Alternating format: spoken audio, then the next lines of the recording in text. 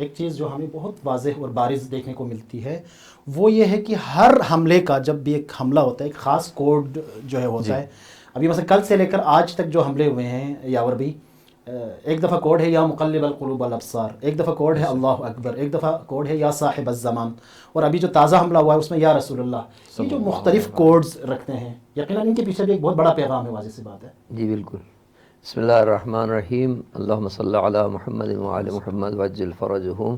آپ حضرات کی خدمت میں بھی اور تمام دیکھنے والوں کی خدمت میں سب سے پہلے عید الفطر کی مبارکباد اور شہداء کی شہادت پہ تعزیت پیش کرتے ہیں دعا کے ساتھ کہ خدا اس جہاد کو جو کفر اور اسلام کا، کفر اور ایمان کا جہاد ہے، اس میں غلبہ اسلام کو اور ایمان کو جلد از جلد عطا فرمائے.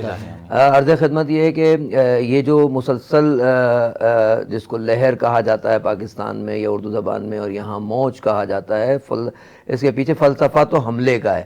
یعنی کفر پہ جو اسلام کا حملہ ہے، حق کا حملہ باطل پر ہے، اس کے اندر جو رمز یا کوڈ کا سلسلہ ہے، اس میں پورا ایک فلسفی ہے.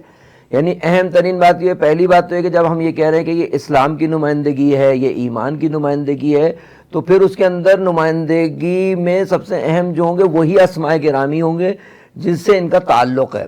یہ توسل بھی ہے، یہ اظہار قدرت بھی ہے. یعنی اس اعتبار سے کہ توسل کرتے ہیں ائمہ سے، انبیاء علیہ السلام سے، بالخصوص ختمی مرتبت حضرت محمد مصطفیٰ صلی اللہ علیہ وآلہ وسلم سے، کہ پورا جو اس وقت خاتم الانبیاء جو قرارگاہ بیس ہے جس سے حملے ہو رہے ہیں، ہیڈ کوارٹر جو ہے جس کا انہوں نے نام ہی خاتم الانبیاء رکھا ہے، اس لیے اس کا ایک اظہار تو یہی ہے کہ اصلی جنگ جو ہے وہ اسلام اور کفر کی ہے.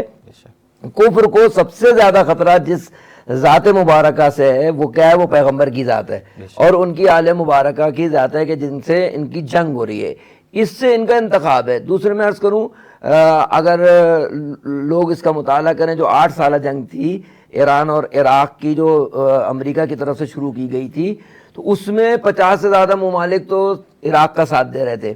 ایران کی داخلی صورتحال یہ تھی کہ نیا انقلاب تھا اور اس وقت جو وہاں ان کا پریزیڈنٹ تھا وہ بھی بہت زیادہ فیوریبل نہیں تھا اس جنگ کے. اس نے بہت ساری پرابلمز جو ہے نا ایجاد کی تھی.